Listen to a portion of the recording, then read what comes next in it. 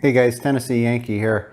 Hey, I did an overall review on the Can Am and had a lot of interest in the Tusk windshield. People have been asking questions, so I thought I'd kind of do a standalone review on the Tusk folding windshield, kind of pros and cons of it, and a little bit more information on it. So thanks for watching. Here we go. So I got this windshield from Rocky Mountain ATV. This is their store brand, the Tusk, and I paid about $540 for it, I think, delivered. It was actually kind of a two-part price because the windshield was about $490, and then the windshield wiper was an option for about $45–50. But the windshield wiper itself works really good, so I'm glad I got that. What I like about the windshield, the reason I got it is because of the fold down. It's going to get hot in the cab in the summer, and I wanted something that this had the where it says Tusk there, that's a vent that opens, so I'll show you that. And then what I really like is the fold down feature. So right now I have the pins taken out of the top, and then that folds down, and they provide you with this mount right here that goes on the front bumper. I have a LED light mounted to it at the moment, but basically those pins will also just come in here and mount it folded down. So I'll show you what that looks like folded down.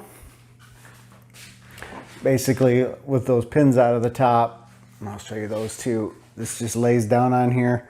It's really firm, and you just run those in there. I'll show you how to do that.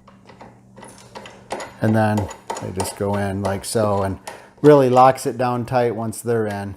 So how the windshield mechanism works is, or the windshield wiper, is there's just this hand wiper in the cab. So you just do something like this, and it works really good to clean it off. One thing I had to do with this, I just did it, and I'll show it to you in a separate clip. It looks kind of rough here, but I had to go ahead and open up this opening. So I just drilled a few pilot holes and then made it larger. I'll throw a little bit of black paint on there because the problem is with this frame up here, it was really hard to get them both in without wanting to strip one of them out. So I just made that a little bit bigger so we don't have a problem with it. So one of the parts of the install is you put in this frame rail at the top, and that's kind of what secures it. One of the problems I have with it here is if you have the sport roof, I'm not sure how it would work with other roofs, it fits fine, but you can see there's a pretty big gap right there in between the roof and the top frame of the windshield. And I ended up filling that with one of those 24x24, those interlocking foam mats. I just cut 2 strips out of it, taped it together in the middle, and I wedged that in between there. And that seems to help get most of the water out. Like if you went through a huge mud puddle, water will kind of come in through there at you. So that seems to really cut down on that. It was a cheap fix, but that's kind of one of the problems with it, is that gap. And then the other problem with it being that, you know, these were not big enough. So I went ahead and made those bigger. And then I just take up the gap with some extra large washers, and I got some hose washers in there to keep it from rattling around and making noise. So I'll show you what it looks like from the inside. So here's the field of view from the inside of the windshield. I really wanted to go with glass. I got a friend that's got polycarbonate, and it's scratches from day one. It's really easy to clean, really clear. And up here is the mechanism for the hand wiper. So when you need to use it, you just give it a few swabs right there, and it works pretty good to clean off any heavy water or mud that came through from a big puddle. And let's see, down here we got the vent. So it's just got a thumb screw here you loosen up, and then you can open that up. So that provides pretty good ventilation. But then again, when it's really hot, you can just flip down the whole windshield. One thing I did notice, and you'll see in my other video, I did a seat raise on my Maverick seat. I raised it 2 inches because the bottom part of this windshield right here with the frame, by the time I got that on, it obstructed my view just a little bit.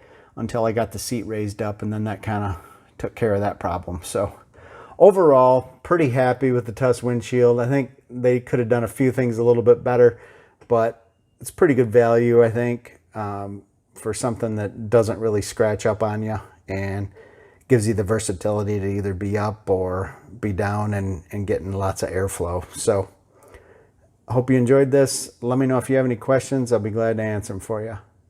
See you next time. So guys, here's the windshield fully down. And then got it locked into this support that they provide up front. I threw a light bar on there. Doubles as a good support for that. So you have these two thumb bolts, I guess you'd call them, right here. And that works out pretty good.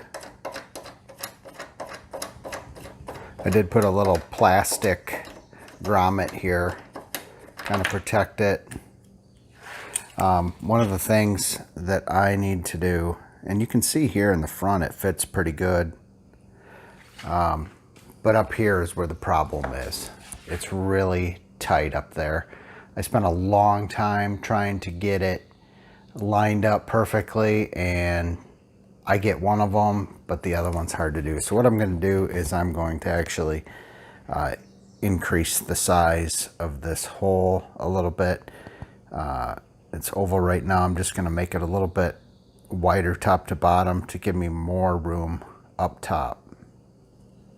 So this is going to be my setup, guys, to try to change this. I just got a board wedged in between here for support, got it clamped in. I got this bit here, and I'm gonna attempt to open this up to make this, you can see kind of where it rubs here. Sorry about the video. I'm gonna attempt to make this a little wider at the bottom. So guys, here's the process I'm using to open up these holes. First thing I did was, I don't know if you can hardly see it, but I took my punch, made just a little hole at the top, and then I'm going to step this, you know, I don't have it here, but the smallest bit, and then just keep stepping up to that until I get that opened up. I did it on the other side, and this is basically the end result after I took the file to it. So it really opens it up to more of a teardrop instead of the oval, and that gives me the space I need up top to fit better. And then I was also able to stick a self-tapper back in there that I had to keep that out before just to get the maximum amount of adjustment I needed, but now I don't need it. So I'm going to try to get a little cleaner on the other one. This one was a little bit off center. So I'll do that on the side. I just clamped a board under there, and I'll drill it out.